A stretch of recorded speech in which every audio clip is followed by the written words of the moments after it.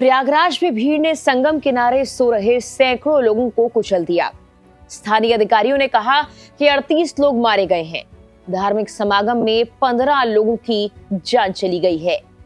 ये दुनिया के कुछ प्रमुख अखबारों में छपी खबर के महज कुछ हिस्से हैं।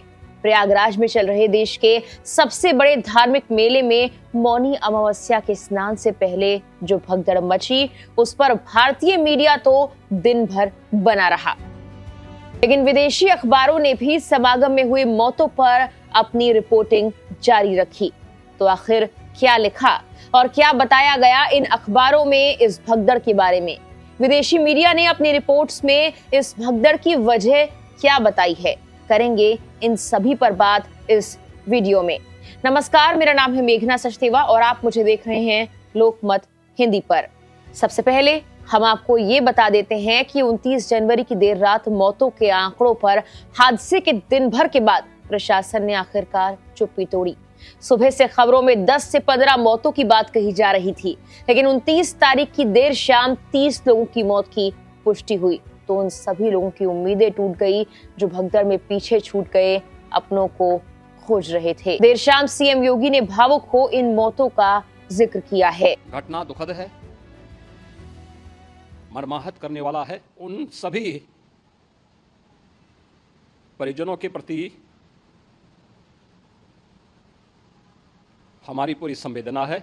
जब दिन भर आंकड़ों को लेकर भारतीय मीडिया में अलग अलग खबरें चल रही थी, तब विदेशी मीडिया ने भी काफी कुछ लिखा। अमेरिका के समाचार पत्र न्यूयॉर्क टाइम्स ने 2013 के महाकुंभ मेले में मची भगदड़ की याद दिलाते हुए कहा, कुंभ मेले में भारी भीड़ से उत्पन्न खतरा अक्सर एक समस्या रही है। 2013 में ट्रेन प्लेटफॉर्म पर 42 लोग मारे गए थे और 45 लोग घायल हुए थे। समाचार पत्र ने आगे कहा कि सरकारी अधिकारियों ने ये बताया कि जब तीर्थयात्री गंगा और यमुना नदियों के संगम की ओर बढ़ रहे थे तो जमीन पर सो रहे लोगों को कुचल दिया गया और एक बैरिकेडिंग भी इस दौरान टूट गया। घटनास्थल से मिली वीडियो और तस्वीरों में लोग जमीन पर पड़े हुए दिखाई दे रहे हैं।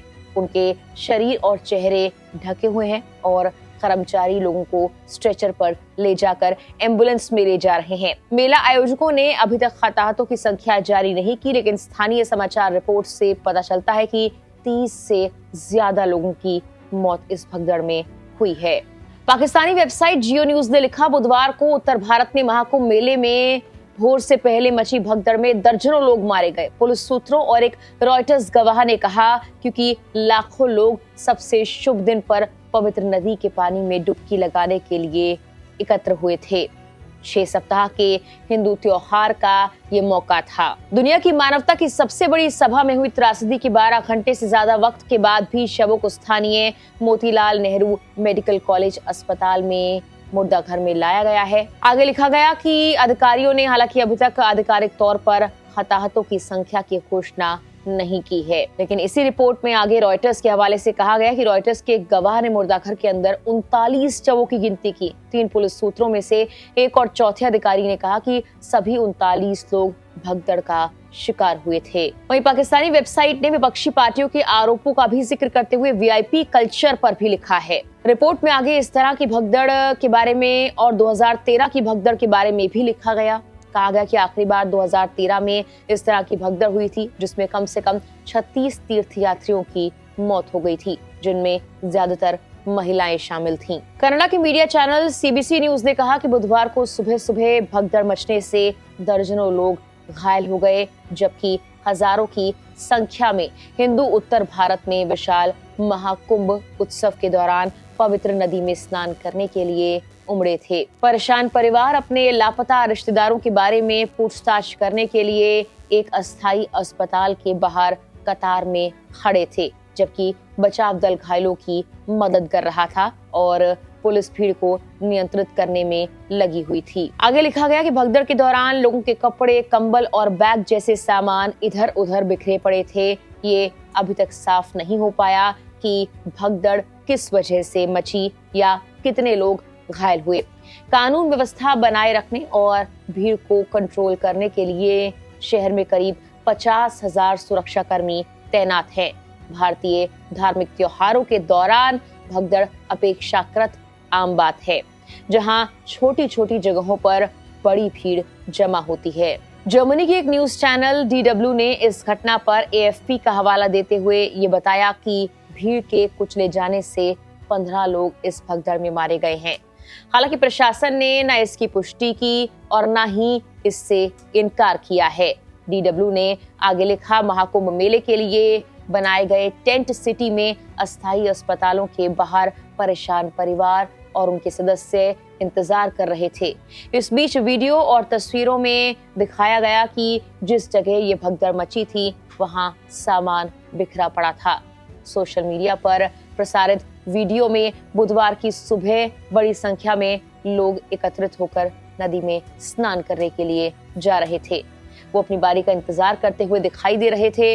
इस बीच स्थानीय मीडिया ने ये भी बताया घटना के कारण पानी में स्नान अस्थायी रूप से स्थगित कर दिया गया है। इसके अलावा फ्रांस 24 में लिखा गया कि स्थानीय पुलिस ने कहा, बुधवार को उत्तर भारत के उत्तर प्रदेश राज्य में एक विशाल धार्मिक उत्सव के दौरान भगदड़ हुई। इसमें कम से कम 30 लोग मारे गए और कई अन्य घायल हुए हैं। ऐसा प्रतीत होता है कि भगदड़ तब हुई जब नदी के किनारे सो रहे लोगों को पवित्र जल में स्नान करने की कोशिश कर रहे लोगों ने कुचल दिया। आगे इसी रिपोर्ट में राहुल गांधी के बयान का जिक्र किया गया है। कहा गया कि भारतीय विपक्षी नेता राहुल गांधी ने इस आपदा के लिए खराब भीड़ नियंत्रण को जिम्मेदार ठहराया है। इसकी वजह VIP मूवमेंट पर ज्यादा फोकस है। बता दें कि महाकुंभ में मौनी अमावस्या के स्नान से पहले भगदड़ मच गई थी। मंगलवार देर रात करीब 2 बजे मची भगदड़ में 30 लोगों की जान चली गई है, जबकि 60 लोग घायल बताए जा रहे हैं। मरने वालों में 25 लोगों की पहचान हो गई है। 36 घायलों का मेडिकल कॉलेज में इलाज अब भी चल रहा है।